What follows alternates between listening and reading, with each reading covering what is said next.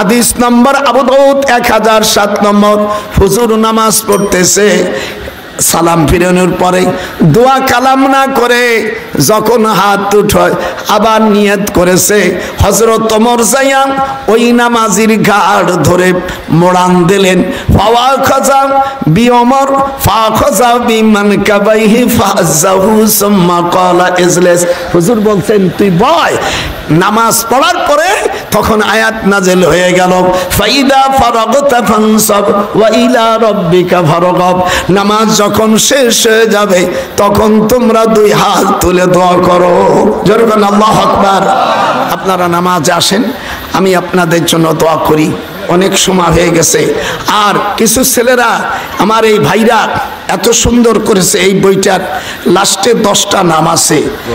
এই 10টা নাম করলে কোনো মহিলার যদি বিয়ে না হয় বালেগ হওয়ার পরে খেতাবে লেখে তার বিয়ে হবে। হাদিস শরীফের মধ্যে আসে এই 10টা নাম পড়লে স্বামী বাধ্য হয়ে যাবে। হরমোন নষ্ট হয়ে গেলে হাদিসে আছে আল্লাহর রহমতে জমজম 10টা নাম পড়ে না নেন আপত্তি নাই। জমজম সাব্বা বাররা তাইয়াবা আওয়ানা শাফিয়া বুশরা সারাবুল আবরার মাজদুনা। হাদিসে আছে এই 10টি নাম পড়লে হরমোন ভালো হয়ে যায়, বাচ্চা কাচ্চা দেওয়ার মালিক আল্লাহ। আমারও বইতে লেখা আছে, পারলে নেবেন। দোয়ার যত হাদিস আছে এটার মধ্যে আমি সব সন্নিবেশিত করেছি, পারলে এক একটা বই নিয়ে যাবেন। মা বোনেরা, স্বামী বাধ্য হয়ে যাবে, স্বামী অন্য মহিলার কাছে যাবে না, চিন্তা করবে না। এই জন্য বইতে লেখছি, কাবা শরীফের কাছে বসে লেখছি, মদিনায় বসে লেখছি। আপনারা বইতে পারলে নেবেন, 100 টাকা দাম, কম নাই। সব জিনিসের দাম বাড়িয়ে গেছে। আমার দেশের বই আনে ইন্ডিয়াতে ছাপাচ্ছে, এ আমি জানতাম না। হাসিনের বললাম মা এইগুলো সত্যি বলো? কাকা হ্যাঁ সত্যি, আমাকে দেশের বই ইন্ডিয়া ছাপানো হয়, এই জন্য দাম, সব জিনিসের দাম বাড়িয়ে গেছে।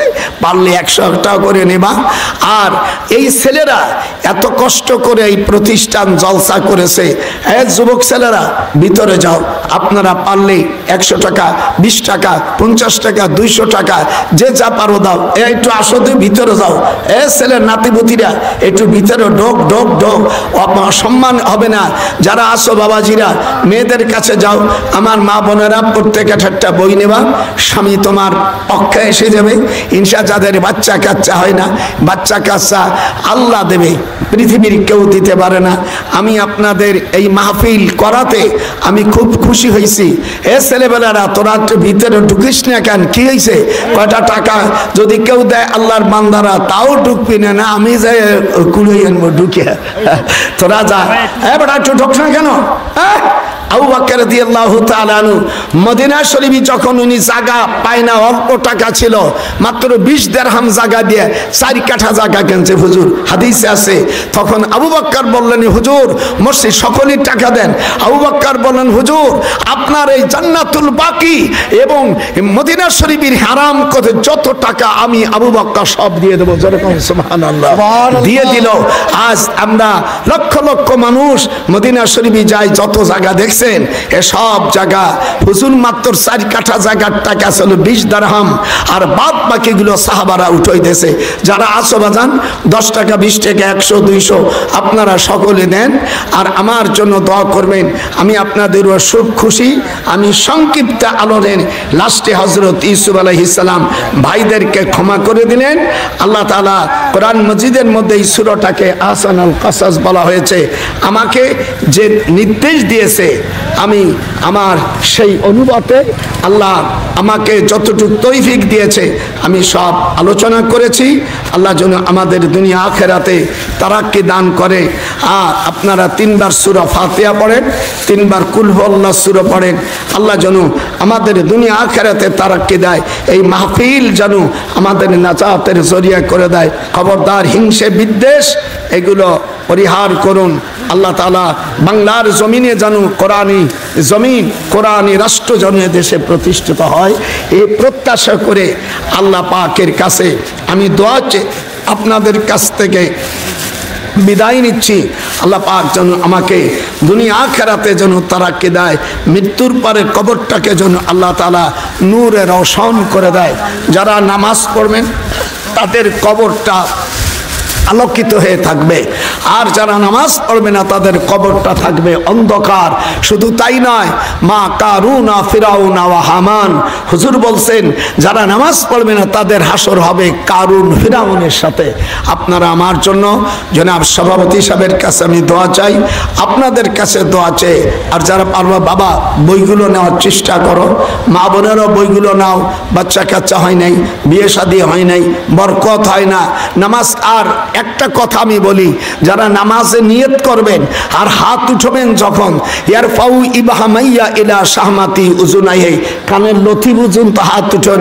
অনেকে ডিজিটাল কায়দা নামাজ পড়ে, নামাজ না এইরকম অনেকে করে। আমার কাছে এইরকম দেখেন, মৌলানা মানুষ, আলেম মানুষ নামাজ পড়ে কিভাবে এই যায় দেখেন, নামাজ বাতিল, নামাজ বাতিল।